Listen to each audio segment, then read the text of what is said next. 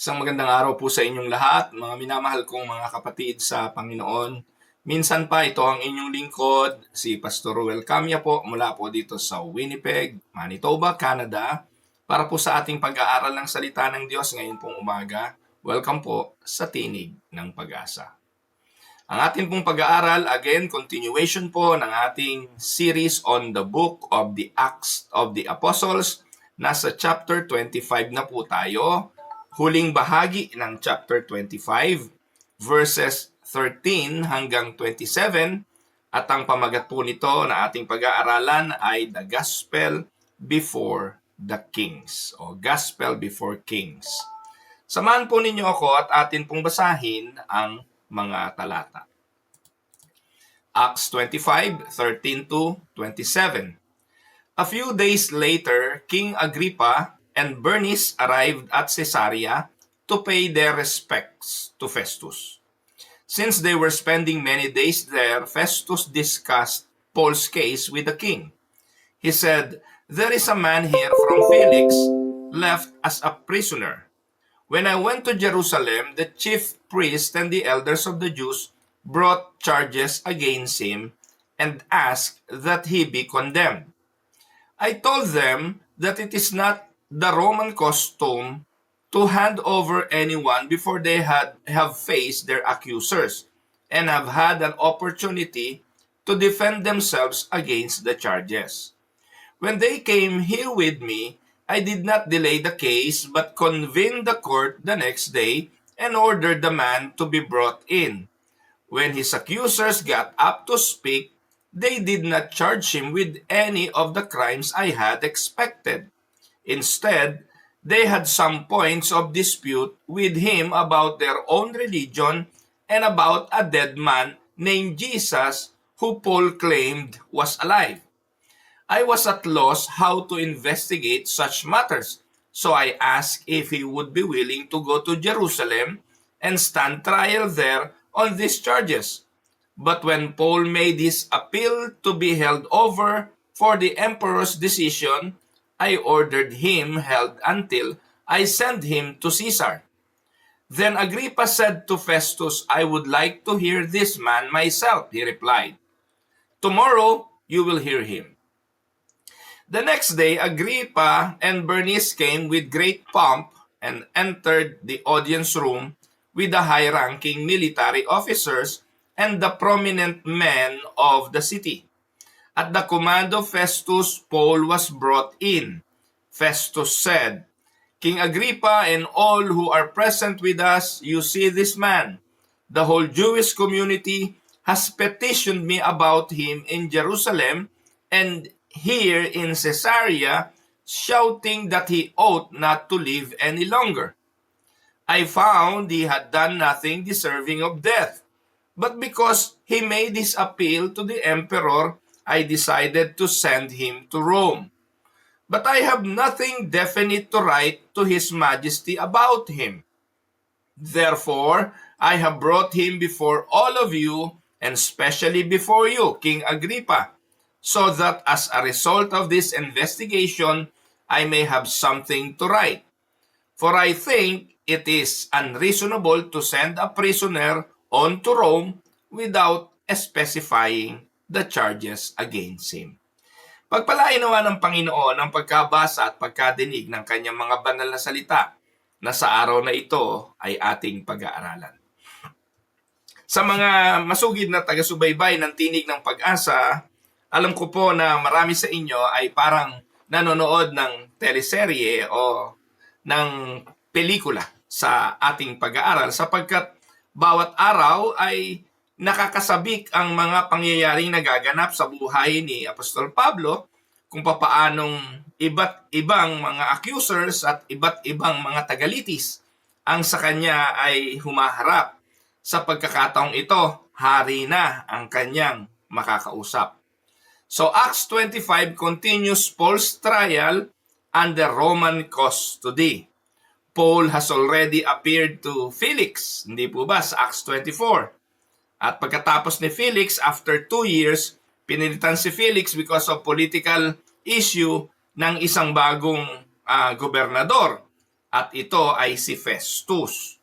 The Jewish leader want Paul killed. Lahat ng mga pari, leader ng Hudyong relihiyon, ay gusto siyang mapatay. But they cannot do that illegally. Kung sila'y magtatagumpay, kailangang mangyari ito sa isang legal na paraan. Sapagkat under the Roman Empire, hindi pwedeng parusahan ng isang tao unless proven guilty. So they accuse Paul of crimes that have no basis under Roman law. Kaya kung titingnan natin, naging protection dito ni Pablo ang batas ng Roma na noong mga panahon na yon ay manlulupig. No? Under po ng Roman Empire ang lahat ng mga bayan noong mga panahon na yon at ang mga bansa. Pero naging protection po ni Pablo ang Roman law because he was born a Roman. Siya ay isang Roman citizen. So, in verse 11 o verse 13 hanggang 22 ay makakausap ni Haring Agripa at ng kanyang kapatid na si Bernice itong si Pablo. Dumalaw si Haring Agripa at si Bernice kay Festus at si Festus ay ibinahagi ang kaso ni Pablo kay Haring Agripa. Umaasa na mabibigyan siya ni Haring Agripa ng magandang payo kasi itong si Haring Agripa isang Hudyo. Kaya familiar siya sa Jewish customs at makakatulong para sa paglutas ng kaso ni Pablo. Kaya mga kapatid, dito natin sisimulan. This passage shows how God sovereignly moves Paul step by step toward Rome. Alam po natin yung layunin ng Diyos sa buhay ni Pablo, hindi po ba? Na siya ay pagsasalitain ng Diyos sa Roma. The highest levels of government position ang huling magiging misyon ni Pablo. Nakapamahayag na si Pablo sa iba't ibang lugar, naikwento na niya, naibahagi na niya ang ebanghelyo sa maliliit na mga tao ngayon dun sa pinakamataas na antas ng lipunan. Si Pablo ay magpapahayag. Kaya nga ito'y katuparan nung binabanggit doon sa Acts 9:15. He is a chosen instrument of mine before kings. He will be preaching to the palace. He will be preaching to the kings. So let us now go verse by verse at balikan natin ang aking ikinuwentong mga pahayag at tingnan natin sa liwanag ng salita ng Diyos. Let us go to verse 13. Acts 25:13, a few days later, King Agrippa and Bernice arrived at Caesarea to pay their respects to Festus. So, sino po si Haring Agrippa? Si Haring Agrippa II ay Jewish king, pero under Roman authority. Huwag niyo kakalimutan na nung nasako po ng Roma, ang Israel, o ang lahat ng mga bayan nun, almost every nations, di ba? Under Roman rules during that time. At kung titingnan natin, hindi naman pinamahalaan ng husto ng Romano ang lahat. May mga hari at iginalang ito. Kabilang sa mga hari nga dyan ay itong si Agrippa. Hari siya ng mga Hudyo. So historically, si Agrippa understand Jewish religion more than Festus. Kasi po siya ay hari ng mga Hudyo. Siya ay isang Hudyo. So, God is the one arranging the meeting. Naniniwala po tayo sa katotohanan na it is God who orchestrates everything that is happening in history, in the present, and even in the future. Planado na ang lahat ng ito. Kaya kung atin pong titingnan bilang illustration, it is like God aligning two puzzles that seem unrelated. Yet God placed together to form a bigger picture. Parang kumbaga magkaibang klase ng puzzle pinagsama ng Diyos para bumuo ng isang larawan.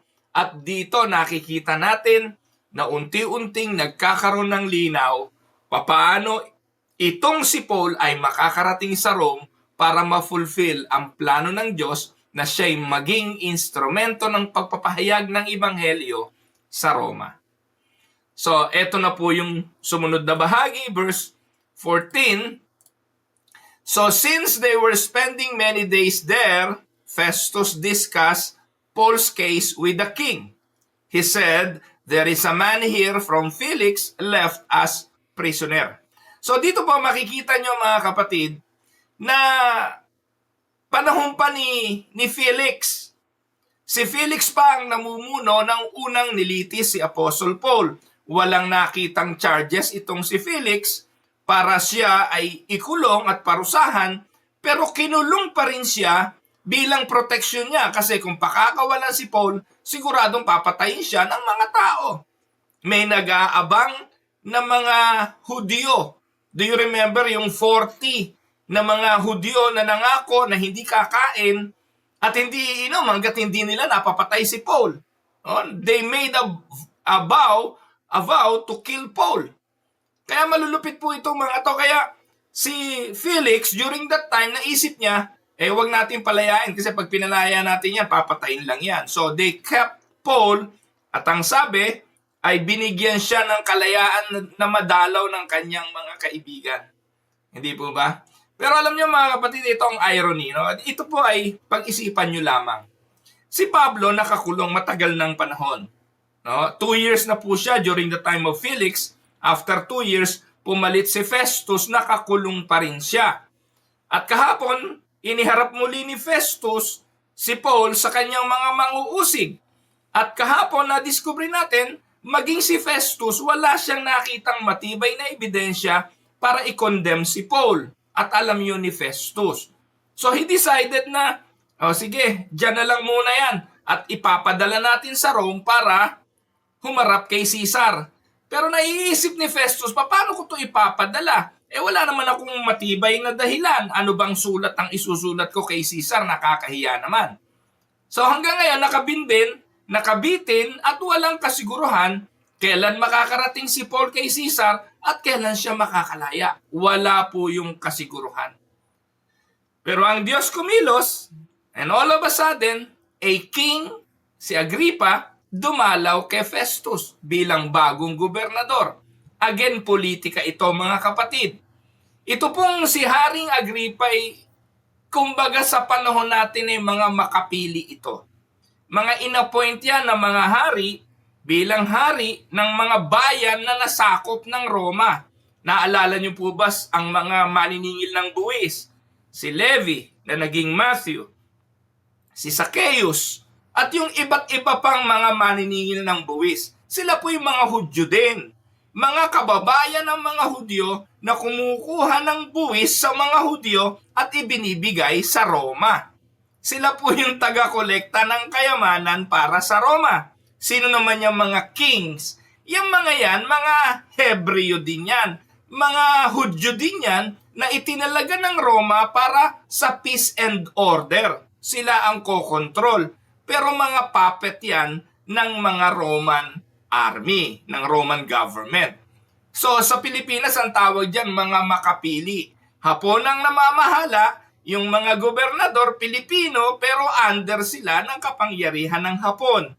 Nang nag-alisan ng Hapon, sila yung mga naging milyonaryo, sila yung mga mayaman, sila yung mga may mga lupa na malalaki, mga hasyendero kasi pinamana sa kanila ng mga manlulupig na Hapon. Nakuha niyo po mga kapatid, ganun lang yan. At ganyan din sa kasaysayan ni Pablo. Ngayon, yung mga walang lupa, sila yung mga mahihirap, talagang mga pulubi nung araw. Pero yung mga milyonaryo, yung mga hasyendero, sa Cebu, sa Mindanao, sa Ilocos, kilala nyo, sila yung mga naging puppet ng mga manlulupig if you are going to trace the history. Pangit pakinggan, pero yun ang katotohanan, yun yung mga nagmana ng mga kayamanan sa mga manlulupig because nagpagamit sila sa mga manlulupig. So yan po, ganun po ang kwento niya. Ito pong si Agrippa, ganun din. Kaya nung napalitan na si Felix at si Festus na ang gobernador, eto ngayon, si Agrippa, yan, beso-beso, dalaw-dalaw, magpapakitang gilas sa bagong gobernador. Ayan, so nabasa po natin yung verse 14.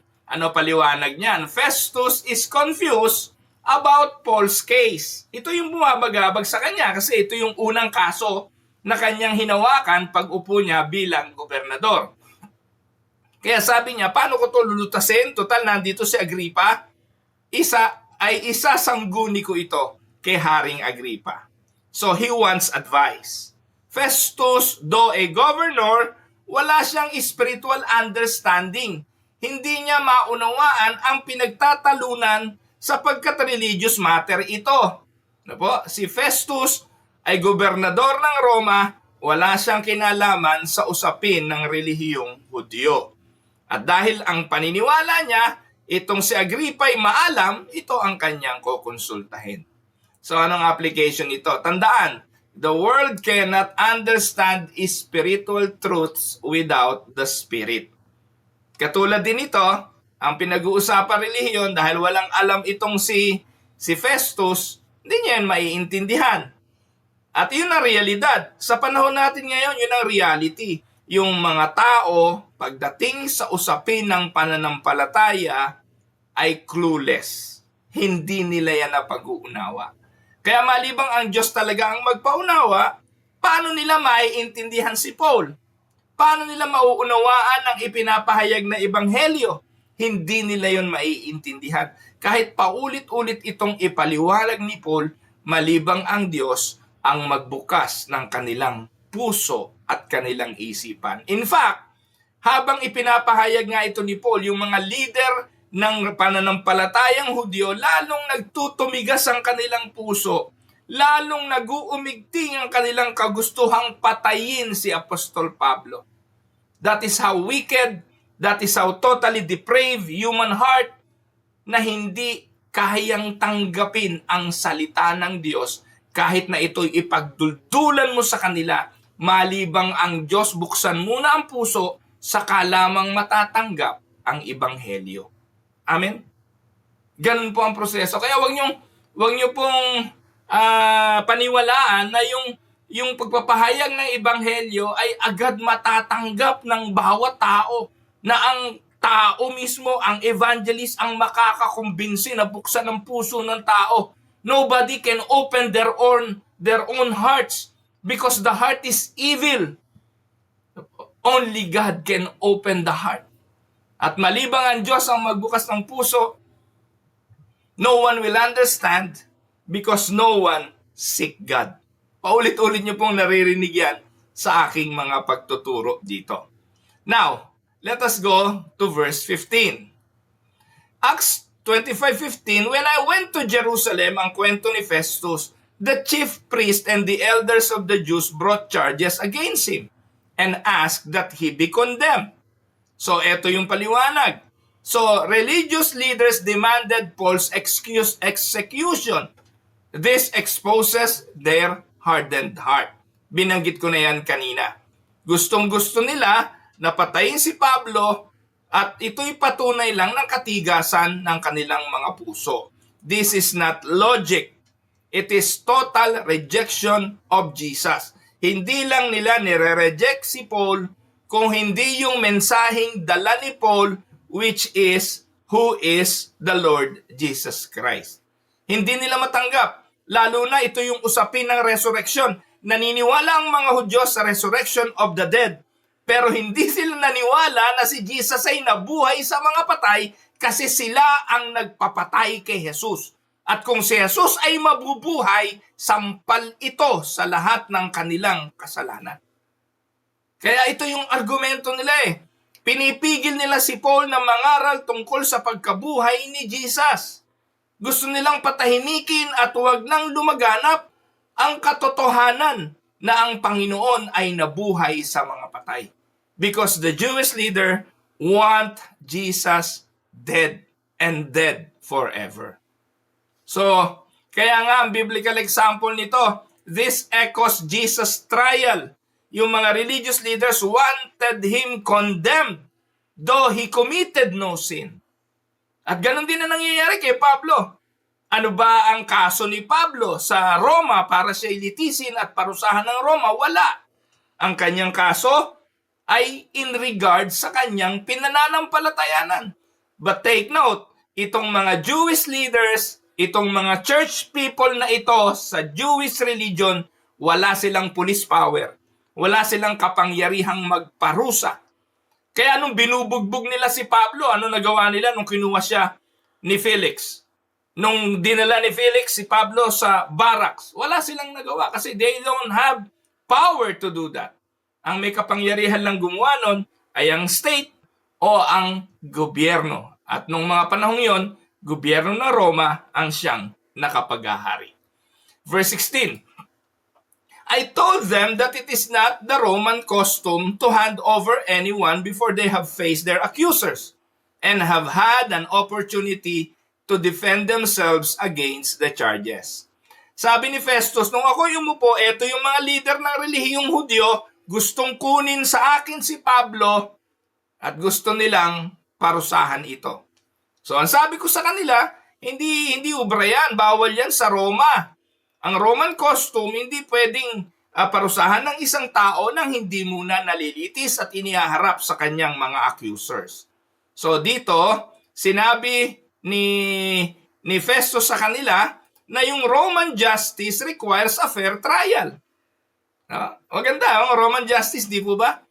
You are innocent unless you are proven guilty. So Festus actually more fair than the Jewish leaders. Yung mga Jewish leaders, kung ano maisipan nila, ipapatupad nila. Kung nakita nilang mali sa kanilang paniniwala, parurusahan agad nila. Pero mabuti pa si Festus Parehas siya Sabi niya, hindi, teka muna, litisin natin, pakinggan natin. Paul is protected by God through pagan legal system. Can you imagine? Yung pagan legal system, yung batas ng Roma, ang siya pang naging tagapagtanggol ni Apostol Pablo laban saan? Sa kanyang mismong mga kababayan. So anong biblical insight nito? God uses common grace, even ungodly governments, to restrain evil and protect His people. Tandaan ninyo mga kapatid, anong dapat nating ikatakot bilang mga mananampalataya? Kapag ikay nasa katuwiran, minsan kahit yung mga kaaway mo gagamitin pang instrumento ng Diyos laban sa iba para maging tagapagtanggol mo. Yun ang totoo. Kaya minsan magugulat tayo sa mga kilos ng kamay ng Diyos Yung tulong hindi natin alam kung saan manggagaling. Minsan sa mga unlikely sources. At sa pagkakataong ito, yung common grace ng Diyos galing sa ungodly government. Hindi po ba? Kaya pumayapa kayo mga kapatid, kung ano man po yung mga pinagdadaanan ninyo sa buhay, ano man yung inyong mga karanasan, dito po mga kapatid, si Pablo habang nakakulong, protektado siya. May gwardya, may pagkain, nadadalaw ng mga kaibigan, at ligtas sa mga nagnanais pumatay sa kanya sa labas. So habang nakakulong siya, ligtas siya. Hindi po ba? Now let us go to verse 17 hanggang 18. When they came here with me, I did not delay the case, but convened the court the next day and ordered the man to be brought in. When his accusers got up to speak, they did not charge him with any of the crimes I had expected. So, parehas, Kung ano yung naging karanasan ni Felix, ito rin yung naging karanasan ni Festus. Wala siyang nakita as far as the Roman law na na-break si Paul. Wala siyang nagawang paglabag sa batas ng Roma. Wala siyang ninaka, wala siyang pinatay, wala siyang ginawang magiging daan para sa iparusahan. At dito, na-discover ni Festus? Festus discovers the real issue. The real issue is Paul preaches the resurrection of Jesus Christ. Sabi diyan, they did not charge him with any of the crimes I had expected. At na-discover ni Festus, ang kasalanan ay pangangaral na si Jesus ay nabuhay. This is not a crime. It is the gospel. Imagine someone accused of a crime, but the entire accusation is about their belief that Jesus rose from the dead. Can you imagine? The gospel itself becomes the offense. Para sa mga nabubulagan, para sa mga nasa kadiliman, talaga naman hong offensive sa kanila ang pagkabuhay na maguli ng Panginoon. The gospel is an offense to them. To those that are perishing, yan ang sabi ng Bible, to those that are perishing, the gospel to them is an offense. Amen? Kaya sino ang na-offend pag pinapangaralan? Sino ang na-offend pag nakakarinig ng salita ng Diyos? Sino ang na-offend kapag merong preacher? Di ba yung nasa kadiliman? Kasi every time na merong preaching of the word, every time na may preaching ng gospel, na-expose ang kadiliman At yung mga nasa dilim, ayaw nila ng liwanag. Amen? Kaya huwag niyo kakalimutan mga kapatid, the resurrection divides people. Some will reject it, but the believer will proclaim it boldly because the resurrection of the Lord Jesus Christ is our only hope. That we, when we die, we will be alive again. Amen?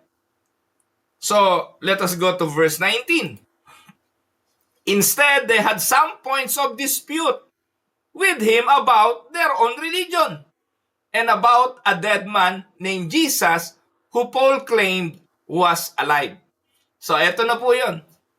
So, nakikita niyo po kung ano ang kaso na nilalatag nila kay Paul, yung pangangaral ni Paul about the resurrection of Jesus Christ. So, Festus has no category for spiritual truth. Paano niya re-resolbahan ito? Wala siyang nalalaman dito. Yung nangyari nga kay Jesus, babahagyang alam niya. No? So, ang sabi po dyan, ang dispute nila about religion and about a dead man. Kasi nasa kasaysayan naman ng Roma yan na si Jesus ay ipinako at namatay. Pero considered to be dead man na si Jesus for them kasi pinabantayan pa nga nila yan ng mga sundalo. Di ba, naaalala niyo po ba yung libingan ni Jesus pinabantayan? Dahil baka nga nakawin ng mga alagad. So may bantay. Kaya sila mismo nagsasabi na wala, totally patay na yan. Pero nung buksan ang libingan, wala silang nakitang bangkay. Hindi po ba? Yun po yung record ng resurrection. Pero hindi na nila itinalayo sa kanilang kasaysayan. For them, si Jesus ay isang taong namatay. So wala Festus has no category for spiritual truth. He sees Christianity as just another Jewish disagreement. Para sa kanya, yan lang yan. Kaya tandaan niyo mga kapatid, gaano karaming tao ang buhay ng mga panahon na ito na clueless about what is happening. Clueless about the birth of Jesus, clueless about yung kanyang pangangaral, clueless about His death, and clueless about His resurrection. Sapagkat ang mundo wala namang pakialam sa mga nagaganap. At even noong panahon na ang Panginoon ay nangangaral, ang mga tao namumuhay ng normal, kumakain, natutulog, nagtatrabaho, nag-aasawa, the day-to-day affair of their lives keeps going on and on without knowing that there is an important thing that is going on, and that is the coming of Christ and His ministry. Hanggang sa kanyang kamatayan, marami ang iba marahil nakiusyoso lang, pero clueless on what is truly happening. So, ang application nito, don't be surprised when unbelievers misunderstand our faith. Only the Spirit opens the eyes of the heart in order for people to understand what is happening. At ganun din naman tayo dati, nung hindi pa tayo mananampalataya. Ano ba pakialam natin sa relihiyon? Ano ba pakialam natin sa pananampalataya? Ano ba pakialam natin sa pagsisimba? We don't care about those things. Only when God opened the eyes of our heart that we can see clearly the importance of believing, the importance of commitment and following Jesus as our Lord. Amen mga kapatid. Kaya huwag niyo ikagulat. Kasi maging si Festus, wala siyang alam na ang kanyang nililitis ay tagapaghatid ng mabuting balita ng pagkabuhay na maguli ng Panginoon at ng kanyang pagliligtas. Verse 20. Sabi diyan, I was at loss. Look at the mind of Festus. I was at loss. Ayan po ang isipan ng maraming mga tao. At loss. Sabi niya, how can I investigate such matters? Wala naman akong kinalaman sa relihiyon. Hindi ako reliyoso, wala akong pakialam dyan. Wala akong pakialam dyan kay Jesus na yan na namatay at sinasabing nabuhay. Reading between the lines, ganun po. So I asked if he would be willing to go to Jerusalem and stand trial there on these charges. Kaya dahil hindi ko naman naiintindihan, ang sabi ko kay Pablo, willing ka bang pumunta sa Jerusalem at harapin natin yung mga manguusig mo? Para doon ka litisin. Ayan. So, ayan po yun. So, Festus wants political peace. Hindi siya naghahanap talaga ng katotohanan. Wala siyang pakialam kung anong pinag-uusapan nyo. Basta sa akin, ang gusto ko lang kapayapaan. Huwag kayong magkagulo. So, by sending Paul to Jerusalem, mapiplis niya yung mga Hudyo. Ang problema, he will put Paul on a situation na mapapahamak. Pero wala siyang pakialam doon, mapagbigyan niya lang ang mga Hudyo. Kaya anong ginawa niya? Tinanong niya si Paul. God has different plan. God's plan for Paul is not to go back to Jerusalem, but to go to Rome. So, when people's motives are political or motivated by political reason, ang purpose naman ng Diyos ay spiritual.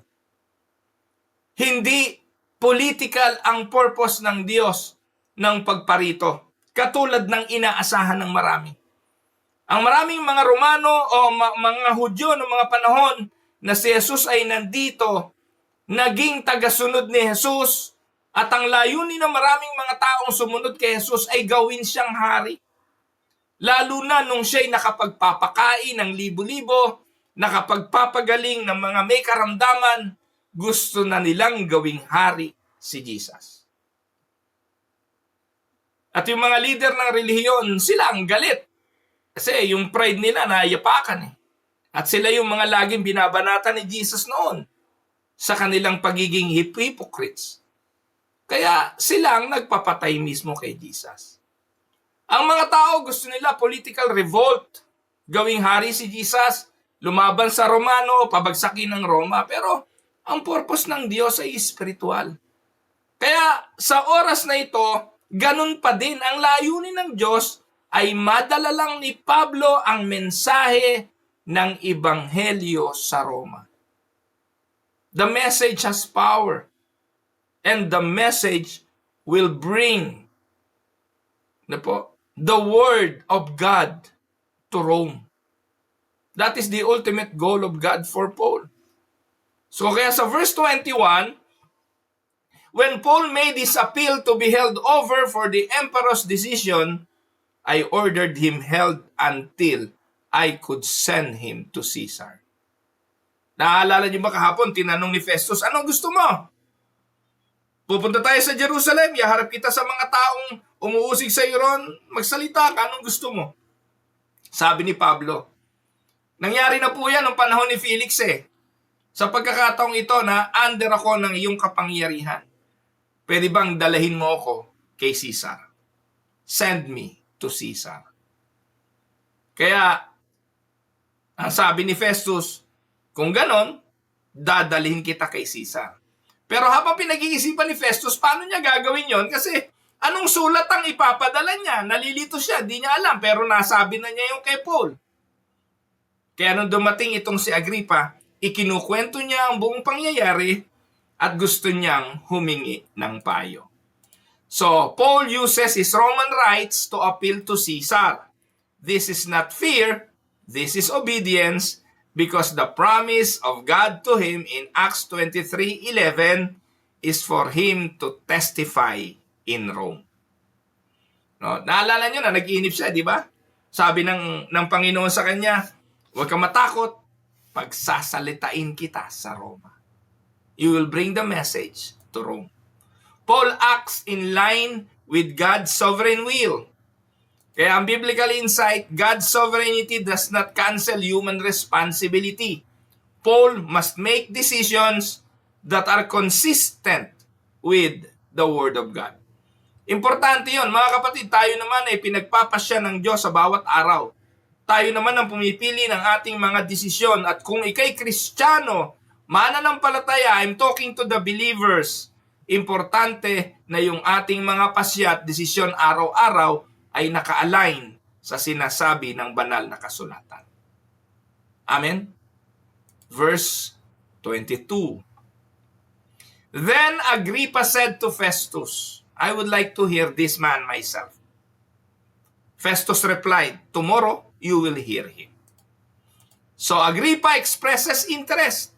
Sapagkat itong si Agrippa ay isang Hudyo, nagkaroon siya ng interest. Ano sinasabi nitong taong ito? So sabi niya, gusto ko siya makausap. So Paul will soon preach the gospel to a king, fulfilling Acts 9:15. So, yung pangyayaring ito, mga kapatid, ay katulad ng isang pintuan. It is like a door swinging open that no human hand could open. God opened the door to share the gospel even in the high places. Hindi si Pablo ang nagbukas ng pintuan nito. Hindi nalalaman ni Festus, hindi nalalaman ni Agrippa na sila ang nagbukas ng pintuan para si Pablo ay makapagpahayag ng ebanghelyo sa kanya bilang hari and soon sa Roma sa iba pang hari. Amen? Verse 23. The next day, Agrippa and Bernice came with great pomp and entered the audience room with the high-ranking military officers and the prominent men of the city. At the command of Festus, Paul was brought in. So dito po, mga kapatid, Agrippa and Bernice entered the hall with great pomp. Sa Greek yan fantasia. Ano ibig sabihin ng fantasia? Ito po, mga kapatid, ay spectacular display of ceremonial glamour na ito po ay ginagawa lang sa mga hari talaga.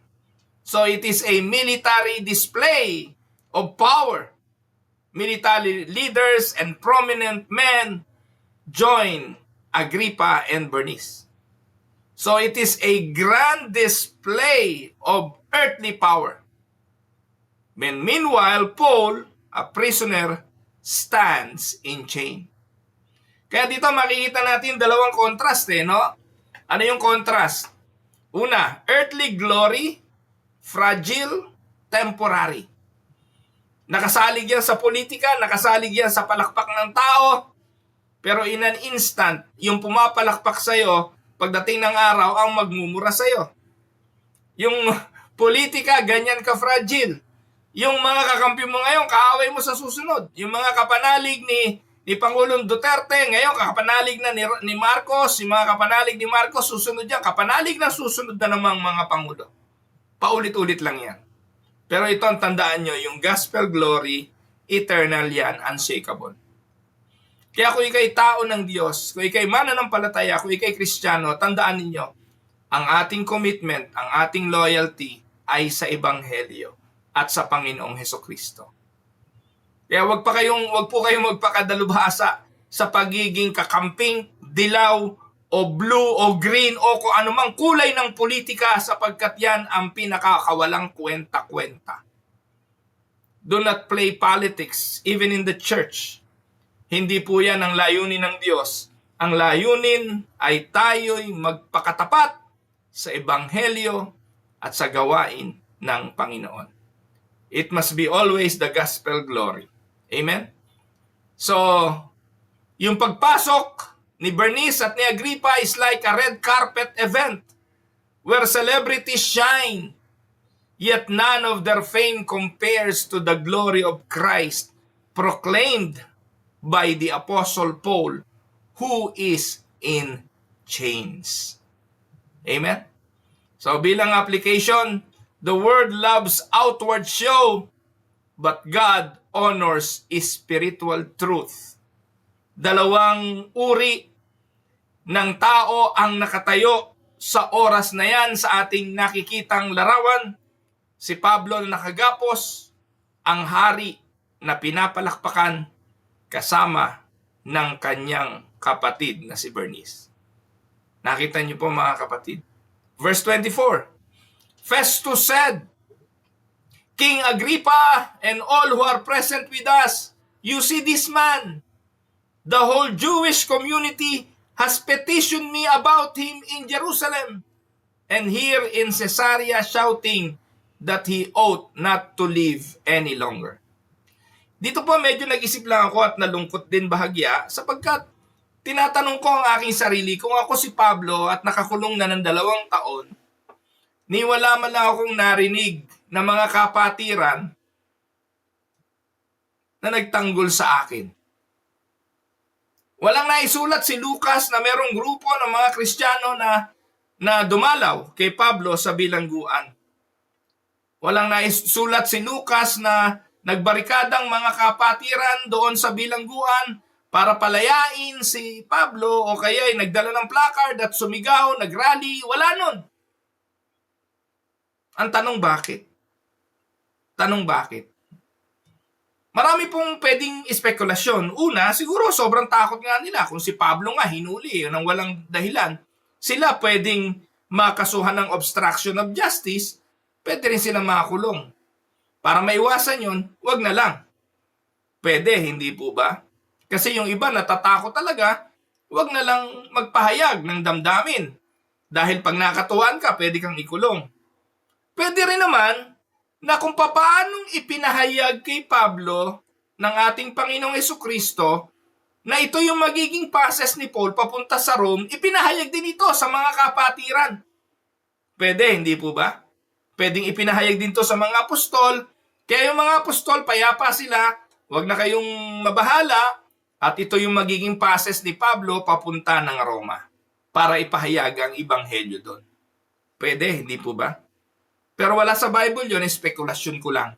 Naisip ko lang na bakit nga ba ganun ang nangyari. So dito po mga kapatid, humarap na si Pablo kay King Agrippa at ang lahat ng mga naandoon. Yan. So, ano explanation? Festus acknowledged the intense hatred Paul faced. Shouted means loud cries. Ito yung mob mentality. Ang sabi ng mga tao, he ought not to live any longer. Jewish community, the whole Jewish community has petitioned about him in Jerusalem and here in Caesarea, shouting that he ought not to live any longer. Shouted means loud cries. Ito yung mob mentality. Sino ang mga nagrarally? Yung mga kalaban. Asan yung mga kakampi? Tahimik lang sila. Anong biblical parallel? Just as the crowd cried, crucify him against Jesus, ganun din dito. Noong mga panahon na si Jesus ay iniharap para pumili ang mga tao kay Barabas ba o kay Jesus ang pinili ng sigaw, palayain si Barabas at ipako si Jesus sa krus. Mga kapatid, ganitong-ganito nangyari kay Pablo. So anong punto natin dito? The gospel always provokes strong reactions. Kapag ipapahayag ang ebanghelyo, kapag ipapahayag ang katotohanan, lagi talaga. May sigaw ang mga tao. At ang sigaw ng mga tao, patahimikin yan. Shouting that he ought not to live any longer. Sa ibang lingwahe, patayin na yan. Katulad ng sigaw kay Jesus, ipako na yan sa krus. So verse 25, I found he had done nothing deserving of death. But because he made his appeal to the emperor, I decided to send him to Rome. Anong paliwanag? Festus admits Paul is innocent. Katulad ni Pilato, inamin din naman na walang kasalanan tong taong ito. Kaparehas din kay Jesus. Relihiyon ang usapan. Hindi may kinalaman sa destabilization ng Roman government. Ang issue ay relihiyon at dito ganun din. Kaya si Festus inamin niya wala siyang kasalanan sa Roma. Inosente ang taong ito. And this repeats a pattern. Pilate found Jesus innocent. Festus finds Paul innocent. So God vindicates His people even when the word falsely accuses them. Amen. Kaya walang pinakamaganda kundi hintayin ang hatol ng Diyos at ang pagtatanggol ng Diyos. Verse 26. But I have nothing definite to write to His Majesty about him. Therefore I have brought him before all of you, and especially before you, King Agrippa, so that as a result of this investigation, I may have something to write. So Festus is embarrassed. He must send Paul to Caesar, pero hindi niya kayang ipaliwanag why he is sending him. And here is the irony. The greatest legal empire in history cannot find any charge against Paul and the gospel. It is like a judge sending someone to the Supreme Court but cannot explain what law was broken. Nakuha niyo po? Dadalin mo para sa litisin, wala namang kaso. Kaya bilang application, the gospel confounds earthly wisdom. Amen? Now, yung last verse, 27. For I think it is unreasonable to send a prisoner on to Rome without specifying the charges against him. So dito, umamin na si Festus. The whole case is unreasonable. Imagine niyo, mahigit 2 taon nang nakakulong, pero unreasonable. Hindi nila maisip bakit nangyayari, pero ang katotohanan, sa isipan ng Diyos, siya ang kumikilos. Dapat yan mangyari kasi iyan ang pases para si Paul makarating sa Rome. Unreasonable it may seem, unreasonable it may look, but it is the hands of God moving. Amen? So kaya, pag nagbabasa ka, nakita mo, magagalit ka eh. Maiinis ka dun sa mga kontrabida. Pero behind the scene, kung marunong kang umunawa ng nangyayari, makikita mo, kamay pala ng Diyos ang lahat. Sa buhay natin, maaari ngayon, inis na inis ka na sa nangyayari sa gobyerno. Inis na inis ka na sa nangyayari sa Pilipinas. Inis na inis ka ngayon kay Bong Revilla sa pagnanakaw. Inis na inis ka kay Jinggoy Estrada. Inis na inis ka kay Romualdez, kay Marcos. Inis ka sa mga senador. Inis ka na sa lahat. Hindi ka na matutuwa doon sa nagmumungkahi ng 500 pesos na isang Noche Buena. Maiinis ka lang. Mabubuisit ka lang. Maiinis ka kay Recto na gumawa ng batas para ma-transfer ang 60 billion pesos na pera ng tao na ibinigay sa PhilHealth para proteksyonan ang kanilang kalusugan gayong ginamit ng gobyerno para sa kanilang sariling kapakanan at pagnanakaw. Maiinis ka lang. Tapos ngayon, iniutos ng Supreme Court na bayaran yung 60 billion ibalik sa PhilHealth. Saan kukuha ng pambayad ng gobyerno? Pero doon din sa tax ng tao, can you imagine, inabsuelto nila yung 60 billion na ninakaw nila? Naisip niyo po ba yun? Kaya kung nag-iisip ka, maiinis ka lang. Mapupuno kayo ng inis. At dito po sa kasaysayan natin ito, makikita nyo ang lahat ng tao inis, galit. Ang mga Hudyo galit dahil hindi sila napagbigyan. Si Festus galit na rin kasi siya ay naiipit sa isang iskandalong ito na hindi niya alam kung ano pinagmumulan. Pero may isang tao na dapat mainis dahil nakagapos, walang kasalanan sa loob ng 2 taon pero payapa. Kasi alam niya, Ang lahat ng ito, passes. Ito ang kanyang sasakyan para maging tagapaghatid ng mensahe ng Diyos sa harapan ng hari sa Roma. Amen, mga kapatid? Here is the message. When the world attacks God's servants, the accusations often collapse under their own weight. But God's plan stands firm. Paul is going to Rome. Paul will preach before kings, and God's sovereignty overrides human confusion. Amen? So, ano po yung key themes from the whole passage? May tema yan eh. Una, earthly power versus heavenly purpose. Agrippa's pomp fades. Paul's gospel message endures. Tama o mali? Nakarating ba sa atin kung sino si Agrippa? We don't heard anything about him. Ngayon lang natin nalaman na may haring Agrippa pala. Yung kanyang palakpak, yung palakpakan sa kanya, yung grand entrance as king, nalimutan na yun. Pero magpahanggang ngayon, yung ebanghelyo ni Pablo ng Diyos sa kanya, pinag-aaralan pa rin natin. Si Festus, Festo, yung pasta, yun lang kilala natin. Si Festus, hindi natin siya nakilala. Pero yung inusig niya si Pablo hanggang ngayon, si Pablo ay mananatiling Pablo para sa mga mananampalataya. At siya ay hinahangaan natin sa kanyang kataga na ang mabuhay ay si Kristo, ang mamatay ay pakinabang. Si Pablo na nagsabing ako'y napako sa krus na kasama ni Kristo, hindi na ako nabubuhay kundi si Kristo ang nabubuhay sa akin. Si Pablo na sumulat na ang kabayaran ng kasalanan ay kamatayan, subalit ang kaloob na walang bayad ng Diyos ay buhay na walang hanggan kay Kristo Jesus.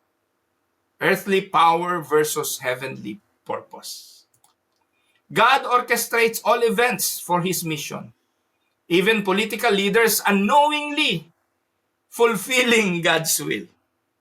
Third, the gospel is unstoppable.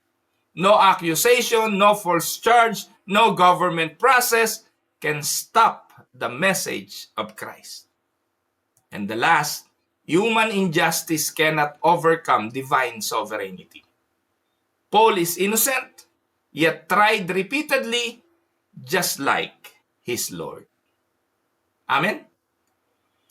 Now, before I end up, let me go to life applications. 1, anong dapat nating maging pagkilos? Huwag matakot. Do not fear powerful people. Kung nakaharap ka ngayon sa mga makakapangyarihan, huwag mo ikatakot. Matatapos yung kanilang kapangyarihan. They may seem intimidating like Agrippa and Bernice, but your God is greater. Amen? B, faithfulness matters more than reputations. Si Festus, si Agrippa, they are honored men. And they are honored by men. But the Apostle Paul, no glory on him, but he is honored by God. Letter C, ano ba yan? Bibilis na mapindot. God uses even evil intentions to move His mission forward. Jewish leaders wanted Paul dead. God used their hatred to bring the gospel to Rome. Ang tanong, sinong talo? At sino ang nanalo? And letter D, the last, the gospel must be proclaimed even in places of influence. Paul did not shy away from kings. We must also bring Christ saan? Sa places of power. Sa workplace, sa government, at sa mga communities. Dalahin tayo sa desire na katulad ni Paul, na hanggat nabubuhay, tuparin natin ang ipahayag ang ebanghelyo. Kapatid, wag natin gawing itago ang ating pagkakakilanlan. Kung Kristiyano ka, ipakilala mo. Papaano? Ipahayag mo. Amen? Now, for some reflection questions. 1, who are the powerful people in your life you fear sharing Christ with? 2, do you trust that God is sovereign over unfair situations and false accusations? 3, are you more impressed by worldly power or by the power of the gospel? 4, like Paul, are you willing to speak the truth even when others misunderstand you? And the last, how is God orchestrating events in your life right now for His greater purpose? Pagpalain kayo ng Panginoon, tayo po'y tumungo, tayo manalangin. Father in heaven, thank you for showing us through Paul that no earthly power can stop your heavenly purpose. Turuan mo kami, Ama, na magtiwala sa iyong kapangyarihan when life seems unfair. Bigyan mo kami ng tapang, lakas ng loob na magsalita at ipangaral ng ebanghelyo kahit kanino. Maging hari o maging kapitbahay. Help us, O Lord, to value eternal glory over temporary pomp. Use our trials and our circumstances to advance your kingdom. Palakasin mo kami, Panginoon, gabayan mo kami, at gawin mo kaming tapat na mga lingkod katulad ni Pablo. Ito po ang aming dalangin sa makapangyarihang pangalan ni Jesus. Amen. Amen. Magandang araw po sa inyong lahat. Thank you sa mga sumubaybay, sa mga nanood. Thank you po sa inyo at advance Merry Christmas. Pagpalain kayo ng Panginoon. Nasa chapter 26 na po tayo. 28 chapters lang po. May mga nagtatanong sa akin, yung mga hindi nagbabasa ng Bible. Ang tanong paano po mamamatay si Pablo? Wala po, hindi po siya namatay dyan sa Acts. Sa history ay namatay si Paul. Pero hindi po dito sa aklat ng mga gawa. Kaya kung interesado kayo malaman kung paano siya namatay, hindi po nyo yun makikita dito sa Book of Acts. Nanatiling buhay si Pablo until Acts chapter 28. But then again, be excited. Meron pa hong natitirang 3 chapter, 26, 27, and 28. Pilitin nating matapos bago magpasko. Ito po ang inyong lingkod, si Pastor Ruel. God bless.